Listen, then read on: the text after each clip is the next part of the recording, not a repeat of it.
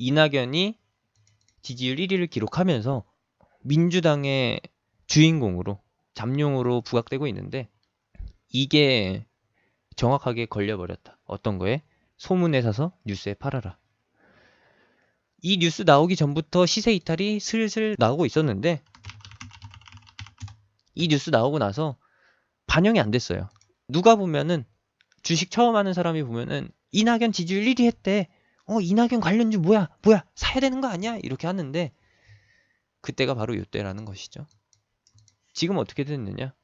계속 하락하고 있다라는 겁니다. 더 하락할 가능성도 있다라고 보는 것이죠. 왜? 팩트는 지난 방송에서 알려드렸잖아요. 임기 중에는 선거에 개입할 수 없는 게 한국 선거법이고, 이낙연 총리가 그거 할 때까지는 절대 주목받을 수 없다. 이번 뉴스가 나온 것은 이제 매도 시그널이 나온 것이다 라고 이해해 주시면 된다. 이렇게 설명해 드렸었고, 남선알미늄, 남선알미 우도 있고요. 이번에 이월드도 부각받았었고,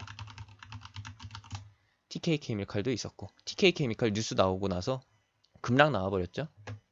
요런 거, 요런 게 소문에 사서 뉴스에 팔아라 에 아주 정확한 예시가 되겠고, 대선주에서 볼 수 있는 모범적인 예시다 라고도 말씀드리고 싶습니다. 이런 상황인 거고, 최근에 어떤 종목이 올라섰느냐, KNN, 홍정욱 관련주죠. 홍정욱, 빨간 글씨로 다 쓰면 그러니까 성만 표시해 놓겠습니다. 그리고 하천기계, 하천기계가 누구죠? 바로 조씨집안, 조씨집안의 이제 예비 법무장관, 법무부 장관 관련주, 이런 게 있다라는 겁니다. 근데 확실하게 말씀드린 거는, 이 사람은 총선이 목표고, 이 사람은 민주당의, 여당의 무기가 될 사람이다 라는 것이죠. 영상 보신 분들은 아실 거고, 아직 못 보신 분들이나 영상이 있는지 없는지도 모르시는 분들은 이번 방송에서 확실하게 듣고 가시면 되겠습니다. 어떤 걸 아셔야 되느냐,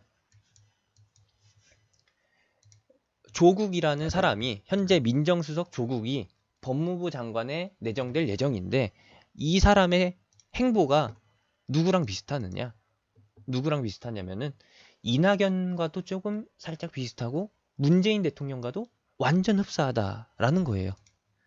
제가 6월 28일 날 게시글로 남겨드렸었죠. 현재 민정수석인 조국이 대통령 권한으로 곧 법무부 장관에 내정될 가능성이 높다라고 알려졌는데, 현재 민정수석, 미래에는 법무장관이에요. 경남 출신의 부산 출신, 문재인 대통령과 똑같습니다. 성은 달라서 이제 창녕조 씨고요. 창녕조 씨라서 그런지 창녕조 씨가 운영하는 기업들, 최대 주주로 있거나 대표이사로 있는 기업들, 회장으로 있는 기업들이 관련주로 꼽혔습니다. 왜?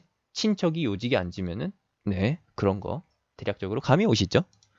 그리고 서울대 법대 출신이에요.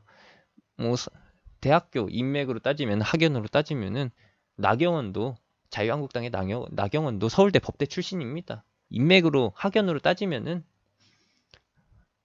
정치판에서 니 편 내 편 없다라는 뜻이에요. 쇼하고 있다는 뜻이죠. 문재인 대통령도 경남 출신의, 부산 출신의 민정수석이에요. 경남, 부산은 아니죠. 부산은 아니고 경남 지역 출신입니다. 영남권이라는 것이죠. 그리고 민정수석을 2번을 지냅니다. 언제?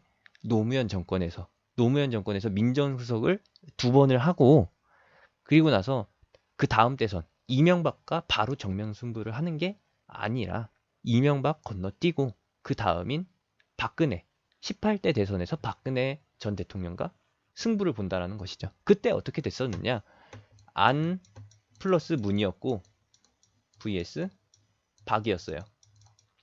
박은 당연히 보수죠. 그리고 안 플러스 문은 민주당의 진보파였고요. 맞죠? 여기였는데, 안 대 문 대 박으로, 안철수 대 문재인 대 박근혜 3자 구도로 가게 되면은 진보당의 표가 갈리니까, 이거 이렇게 해서는 이길 수가 없다, 우리가 합쳐야지 박근혜를 넘어설 수 있다 라고 판단해서 안철수가 대권을 포기하고 문재인으로 몰아주기를 합니다. 그렇게 해서 1대1 구도로 갔는데 어떻게 됐어요? 어떻게 되긴요. 결과가 말해주는 거죠. 18대 대통령이 누구죠? 네, 박근혜 대통령이죠. 박근혜 전 대통령이 승리를 해서 18대 대선에서는 문재인 대통령이 고배를 마셨고 다시 재도전해서 재수해서 올라서게 됩니다. 어떻게 올라서느냐? 네, 박근혜 정권이 뭐 여러 가지 스캔들도 있고 일도 제대로 이제 안 되다 보니까 결국에 마녀사냥의 대상이 된 거죠. 마녀사냥이라고 표현하기는 좀 그런 것 같아요. 당연히 숙청돼야 될 상황이었다라고 표현하는 게 적절하다고 봅니다. 그렇게 해서 문재인 더불어민주당 대표가 탄핵소추안을 추진하게 되고 그게 가결이 되면서 임시정부에 돌입하고 바로 대선이 열립니다. 원래는 17년도까지 임기였는데 17년도 임기가 생략이 되고 대선 투표가 1년 앞당겨져서 19대 대통령이 뽑히게 됩니다. 당연히 보수당에서 이런 표현을 좀 할게요. 보수당에서 똥을 싸질렀으니 보수당에서 승리할 수가 있을까요? 못한다라는 것이죠. 그래서 문재인 대통령이 쉽게 당선이 되게 됩니다. 촛불 민심을 이용해서요. 결론적으로 말씀드리면은 문재인 대통령의 이력을 보시게 되면은 민정수석을 지내고 나서 그 다음 정권에 도전하는 게 아니라 하나 건너뛰고 한 다리 건너뛰고서 대권에 도전하게 된다. 즉 이번에 감히 예언해 드리지만 이번에 이낙연 국무총리가 현재 국무총리인 이낙연이 20대 대선에서 이제 활약을 하고 그 다음 21대 대선에서 조국이 바톤 터치를 받을 가능성이 높다라는 게 핵심이죠. 왜? 조국도 노무현 라인입니다. 친노 라인. 친노, 친문 라인이라는 것 알아두시면 되겠습니다. 여기까지죠. 그렇다면은 이제 조국 테마주 지금 봐야 될까요? 다음 대선 때 봐야 될까요? 지금은 짧게, 지금은 짧게 다음 대선에서 제대로 노려봐야 된다라는 거. 그거 확인해 주시면 되겠습니다. 지금 시장이 어려운데 왜 이런 얘기를 하느냐?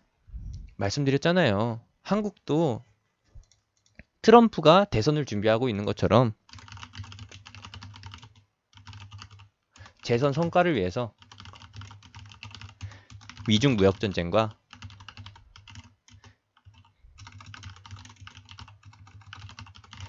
북한 비핵화를 추진하잖아요. 한국도 총선과 대선이 있다. 지금처럼 코스피와 코스닥 양시장이 흔들릴 때, 정신을 못 차릴 때, 지수주가 힘을 못 쓸 때에는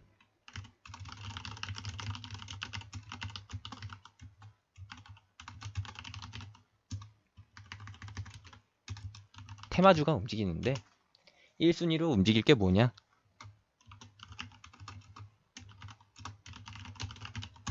1순위는 당연히 가까운 총선이고 2020년 4월에 있잖아요. 국회의원 선거. 이게 있고 2순위는 필수적인 거예요. 대선.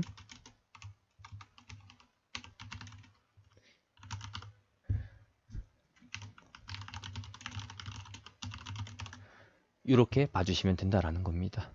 아시겠죠? 요거예요, 요거.